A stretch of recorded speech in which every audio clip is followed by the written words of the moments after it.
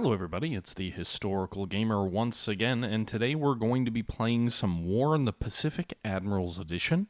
It is a turn-based sort of, I don't even know how to describe it, a turn-based war game, which puts you in the shoes of either the Allies or the Japanese during World War II in the Pacific. It is a Gary Grigsby game, so what that really means is that it is a monster game, literally a monster game. 1 day equals 1 turn, so naturally, over 4+ years of war, that's quite a few turns. Every single ship in the war is modeled. Every single merchant ship, every single warship, every single fighter squadron, every single, down to like the battalion or whatnot, size of infantry units. It is a monster of a game. Now, today we're going to be joining a play-by-email game that I have currently going on with Belugan from Belugan Campaign, if those of you remember that website out there.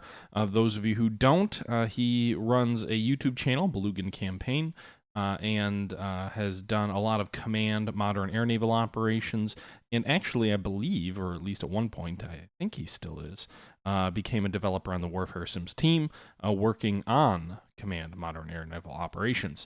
We've had a play-by-email game going for about 6 months or so, maybe a year, and we've only progressed about 20 some odd days into World War II. It is December 25th, 1941.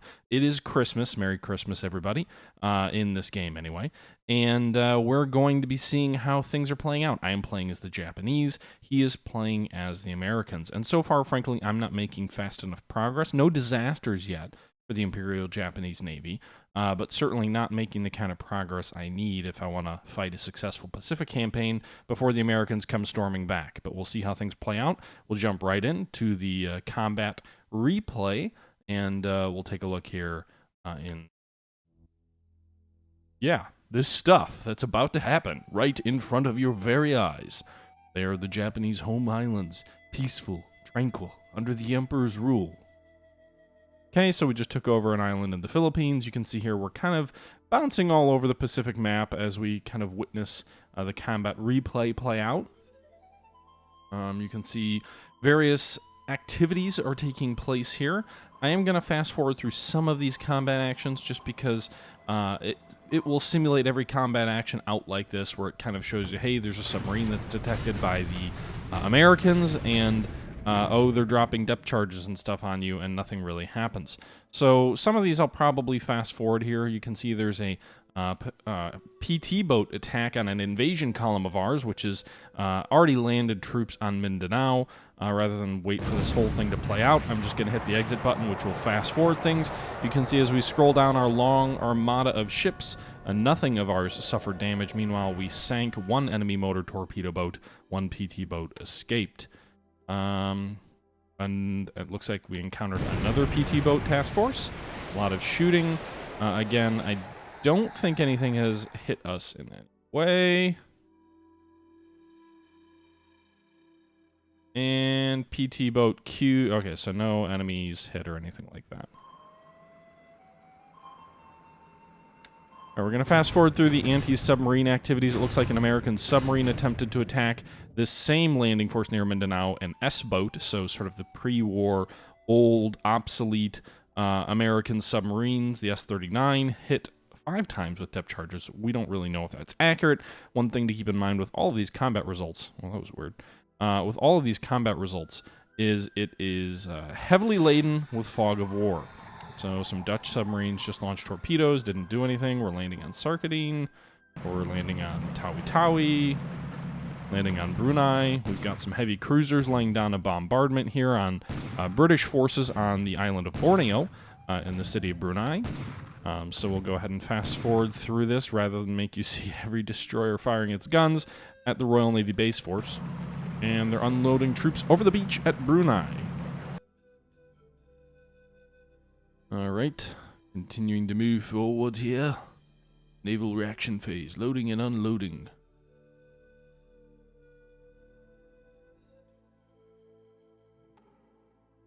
And again, this is 1 turn per day in the war, so this happens every single turn. And we've got a surface combat action here occurring 23,000 yards. Allies are closing the range. They appear to have 5 destroyers. They're intercepting a convoy of ours off the island of Celebes. We have an invasion force, which is going to be landing on the easternmost base of the island of Celebes. I'm sure I'm butchering the pronunciation there. That island is important because the base we're going for has an airfield, which we can base fighters out of and hopefully gain air supremacy over places like Mascar, Imagine, or at least close sort of this exit point for potential reinforcements coming up to the Philippines, or close down the Borneo Strait, the Mascar Strait here between Celebes and Borneo. And you can see here the battle's underway. Now, this is not the ideal way to engage enemy surface task forces. Ideally, what you do is you are fighting them where you have a surface task force of vessels and no transports. This kind of makes us a big target, unwieldy, and I believe does hurt our combat results, given the fact that we've got all of these transports mixed in with our combat vessels. Fortunately, we were not landing troops yet, which means our convoy was not yet at anchor. Sometimes you can kind of get in a rough spot if you start landing troops, and then your ships are all at anchor, and an enemy surface task force will come in. But they are kind of doing a task force taffy, or whatever it was, where we've got a crew of 5 destroyers, I believe they're Dutchmen, coming in here trying to intercept this invasion convoy. And we'll kind of fast forward through here. You can see the results playing out below you, yeah. That's an awesome emoji there, Price. Where'd you get it? A service member saluting. So you would think with this massive task force that we would do pretty well in shooting up the enemy force.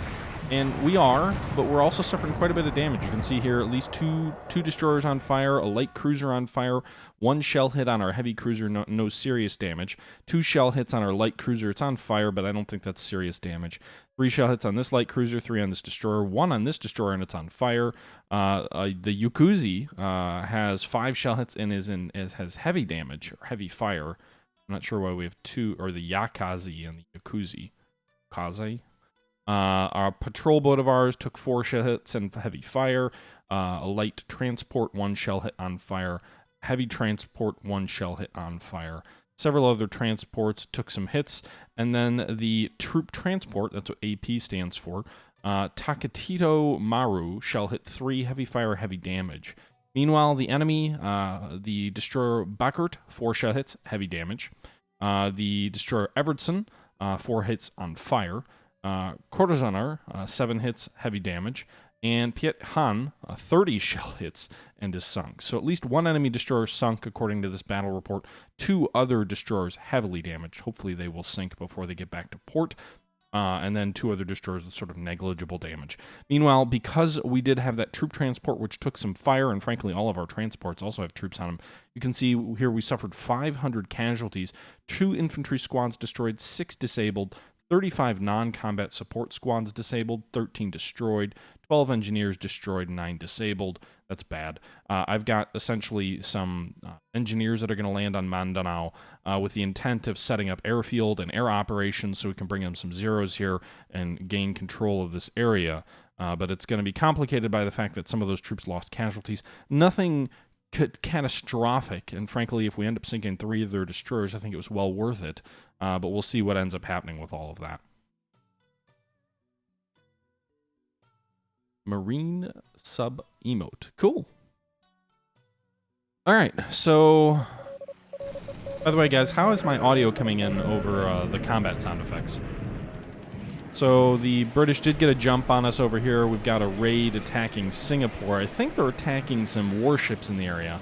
You can see here we've got 5 Bettys, G4M1B Bettys, that are being engaged by enemy Buffaloes, which are basically F-2A aircraft that were sold to the British, operating out of Singapore. Our fighter escort must have gotten lost, or something happened where they didn't come to their aid.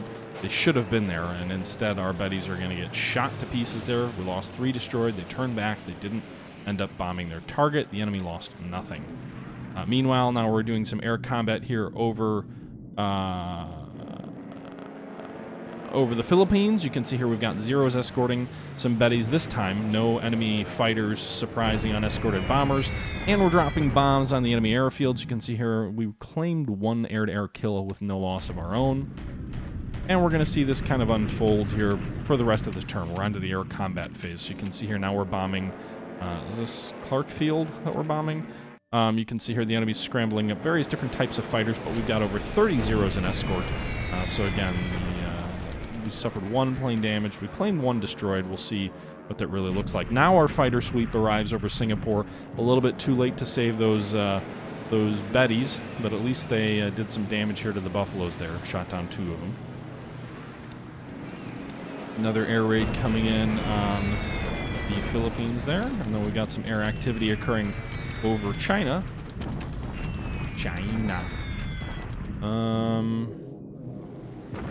Yeah, so let's kind of fast forward through some of these small inconsequential raids.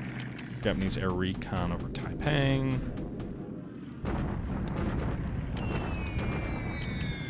Okay, so the enemy is using 3 Hudson bombers based out of something to the south here to try and attack our troops here that are landing in Mencken, but apparently no damage done to our vessels. Maybe some casualties done to our landing troops. My hope is the enemy doesn't have too many troops on Mencken, and we can just quickly take that portion of the island over and bring in some Zeros to provide sort of air cover for both our fleets in the area and also future operations to consolidate more of these islands around us. Thanks, Price. Meanwhile, you can see Belugan here is bombing various bases. He's trying to hit Chiang Mai, which I don't really have many forces in yet. I assume to shut that airfield down. He's also hitting Bangkok. He's been launching some raids against one of the bases on the northern tip of the island of Borneo to try and destroy some of the oil resources there, which I've previously taken. I don't have enough air power to go around at the moment to protect all of those bases. It's kind of tricky, actually, to try and, take some of these bases early, but then make sure that you don't leave them exposed air attack, because that oil is going to be really important for us to be able to, effectively. And there you can see here we're landing on Mindanao. So despite the surface combat there, the enemy did not turn back our invasion force. Now we're unloading troops over the beaches. More casualties suffered as they unload. Landing troops at Borneo as well. Brunei.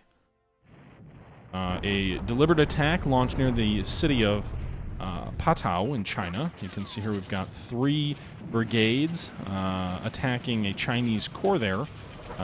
We don't end up winning, about 1-to-2 ratio in the enemy's favor. They actually do a little bit more damage on us than we on them. Meanwhile, at Kaigan, we landed troops here last turn. You can see here we've got a full division of infantry ashore here on this island of Mindanao. The enemy has the Philippine Infantry Division, 2 regiments of Filipino troops, and then a base force and a Mindanao Force Corps. We have successfully taken the city of Kaigan and have driven back the Philippine forces into the interior of Mindanao there at a 2-to-1 ratio in our favor. And you can see the Allies lost 3,000 casualties, including 168 infantry squads destroyed. We lost a mere 332 men, of which only 2 infantry squads were destroyed. That battle went firmly in our favor. Meanwhile, on the island of Luzon in the Philippines, we've got 2 Filipino infantry divisions cut off here on the southern corner. We landed at Legazpi, and then we landed some troops in front of them at Ataman. So there's 2 Filipino infantry divisions cut off. We've got a substantially larger force here that's attacking them. 14-to-1 odds in our favor. We didn't cause them to surrender, but we did inflict more than 2-to-1 casualties on them. So hopefully we can finish them off next turn. Meanwhile, Sakhalin, unopposed attack there. Took this base here to kind of cut off the Philippine Sea there. Japanese shock attack here in central China, just south of Kaifeng.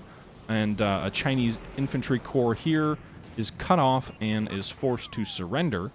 So that's 2,000 Chinese soldiers going into captivity, a full corps destroyed. So all in all, a reasonably good turn for us. Some damage inflicted on us. I think we lost an AP sunk in that surface battle, but hopefully 2 or more enemy destroyers are sunk. We can check the ship sunk log in this game once we get out of here, but admittedly that's always somewhat inaccurate if you're trying to kind of get a handle on what things really look like.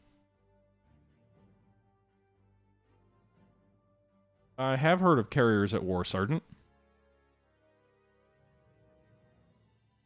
All right. So, let's see here. December 25th, 1941. Merry Christmas, Allies. All right, so where are we at? In terms of China, there were several battles which just occurred. One at Patao. Our forces are not strong enough to drive the Chinese out there. We're going to have to wait. Meanwhile, some Chinese forces just showed up in the rear of Patao at the city of Kasui. So what we're going to do here is we're going to immediately turn these troops that are currently in this area over to a shock attack. We're going to set everybody to the combat order of shock attack. So all of these AVs, these attack values of 294, are going to be trying to drive the new Chinese forces back. There's 2 enemy units. I don't know how strong they are. I have no intelligence on that. It's important because if they do gain a lodgment here, it could cut supply off to our 3 brigades, or 3 Mongol garrison brigades, the 4th Cavalry, 1st Chinese on Tui Brigade, the 1st Cavalry Brigade up here in the north, which we're trying to reduce the Chinese forces in Patao, or Pao Tao, however you pronounce that. And I obviously don't want to have that happen to them. Meanwhile, we just destroyed a Chinese new infantry corps here, south of Kafang. We can see here that we have a clear road to the east to sort of our forces here in the north. But this roadway between our troops here near Hankow and Kafang is blocked with the town of Qingchao. I really shouldn't even pronounce these city names.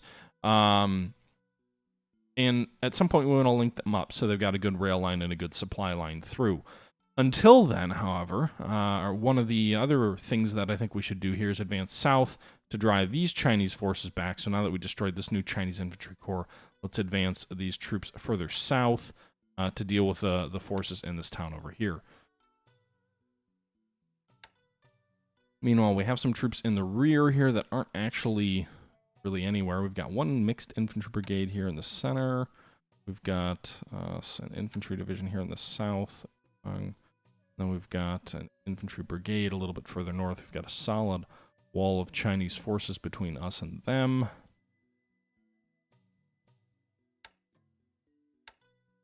What do we want to do?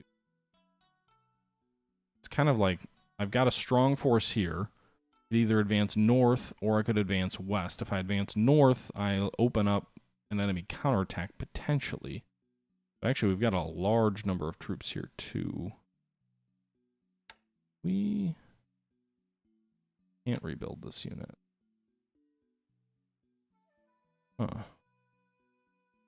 Got a really strong force here, so I think what we're going to do with these guys is just advance them directly west. Maybe we can roll up the Chinese line here, driving west towards Xi'an. Let's go ahead and do that. We'll go ahead and set the march, set their orders to march. We'll set all troops in this hex to the move op order, and then we'll set them all to follow. So they'll move west, and that'll probably take a few days.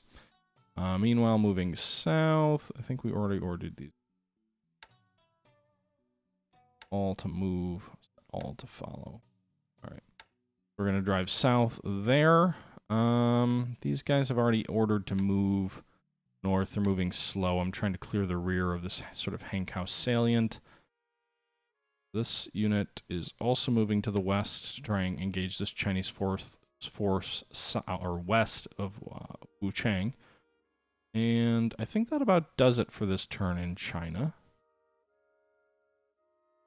Got some garrison requirements here. We've got an infantry division there. We've also been trying to threaten Wuchao, but we don't have sufficient striking power, I don't think, in any event. We're marching, so we'll probably get there next turn, actually. In the Philippines, I'm not doing well in either the Philippines or Malay, which is a problem long term. My hope is that by cutting off these 2 Philippine divisions, infantry divisions, we will be better setting ourselves up to overwhelm the eventual Filipino garrison. I have a large force here in the southeast, several infantry brigades or infantry regiments here with about, I want to say, around 700 to 800 AV or attack value. I don't have enough troops in the north. That was clearly sort of a secondary priority for me. I've got a lot of units. I just don't have a lot of striking power, as you can see here. So that may be a problem. I am trying to sort of feel out what the enemy has in the city of Linyan, or Linyan, or God, I just don't even know why I try. But it probably won't be enough. So I probably should have redirected the 4th Infantry Division to Luzon rather than landing them in the south. But as it is, that's where they landed, and now they're going to pursue the enemy in toward the heart of Mindanao. We'll see where they can drive those troops they just drove back. Meanwhile, in oh my goodness, in this island over here, we did suffer some casualties, or at least some damage to some of these vessels. So we're going to pull out the damaged ships, or at least the ships that suffered moderate damage here, and we're going to have them return to their home port. Why they're trying to take that route, I don't know. Let's use waypoints to set the correct route. Maybe to avoid enemy air, I'm not sure. Or this enemy surface task force, but I'm hoping I damage those destroyers enough so that they're not really a threat. You guys are landing on this island, so we'll order them to shock attack. These guys already took the island. Also landing here in Brunei. We're going to go ahead and shock attack here for these troops.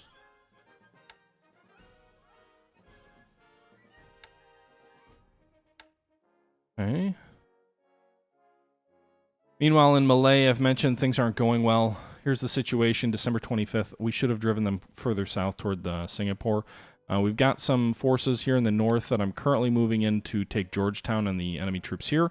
I'm also moving some troops south here to Taiping to try and sort of cut off any enemy troops there. I think these are probably just a garrison unit.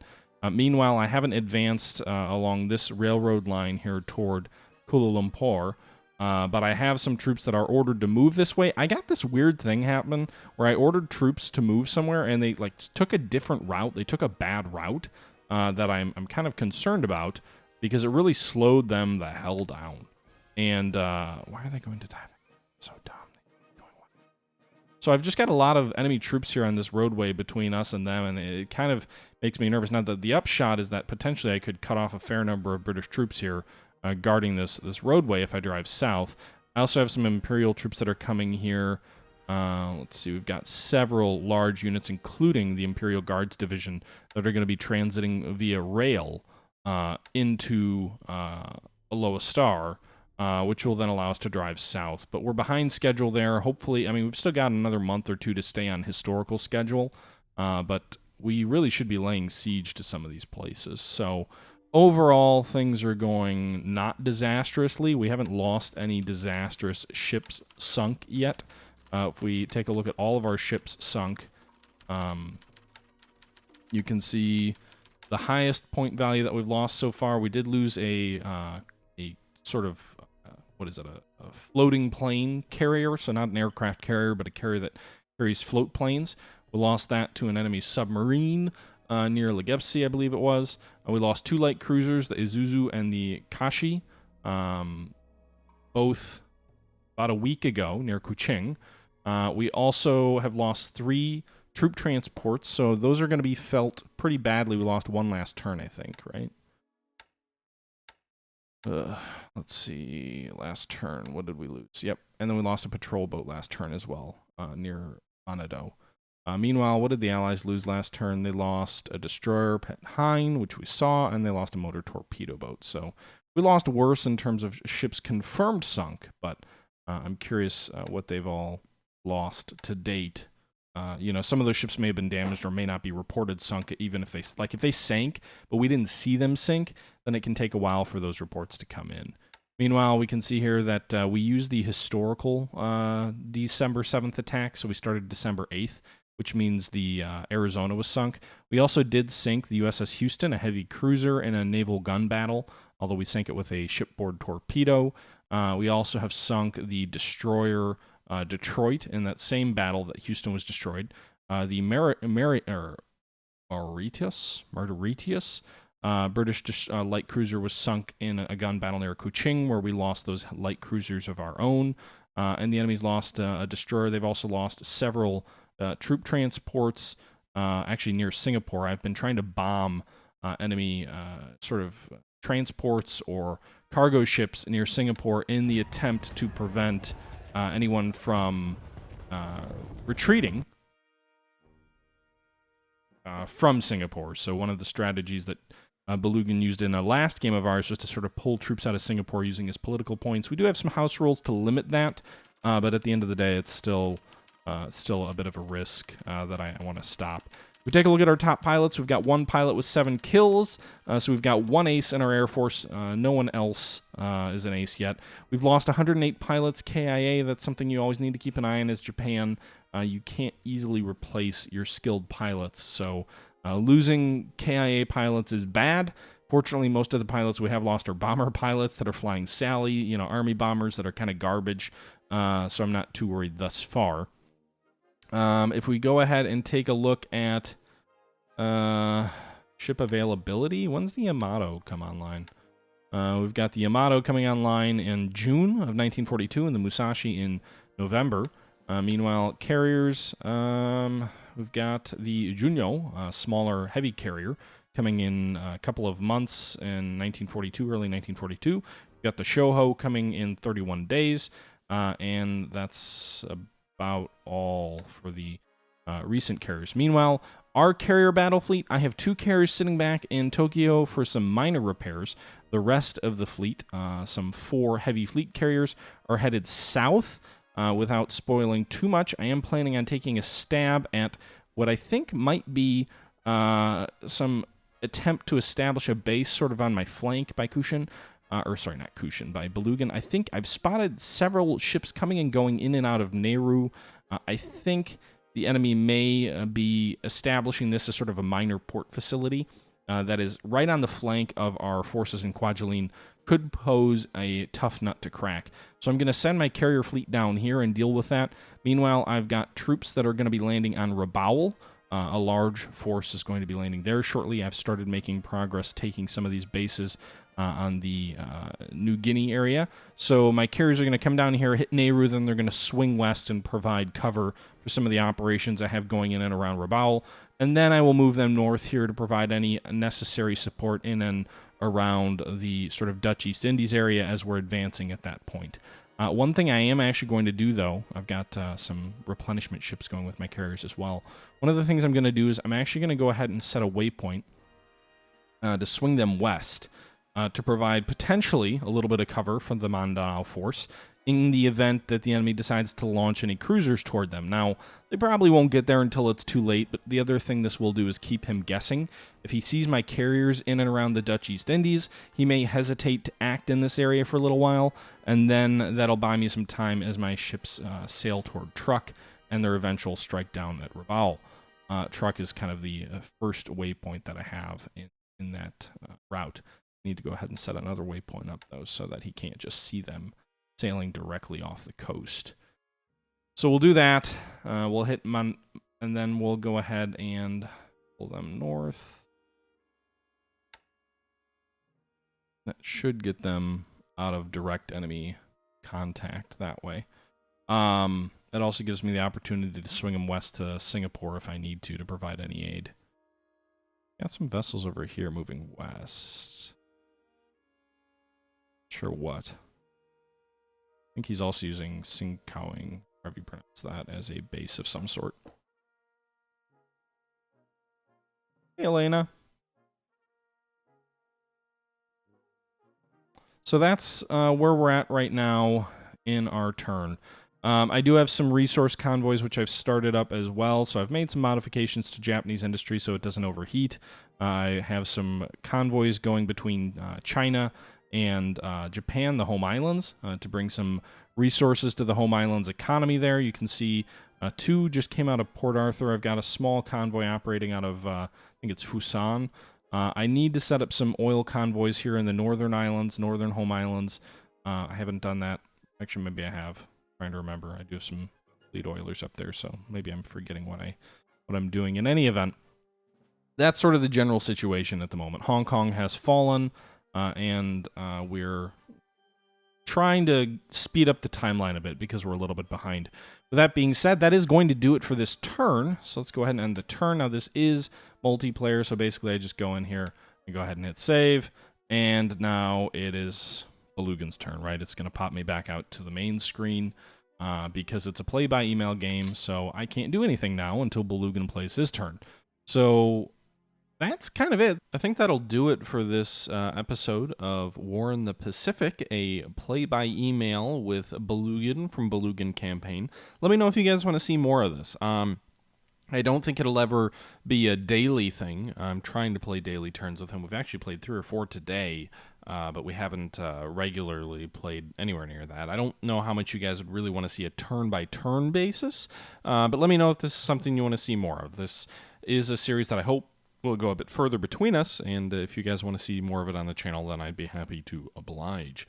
With that being said, I do appreciate you guys tuning in once again, and until next time, this is the Historical Gamer saying thank you very much for watching, Banzai, and until next time, I'm out.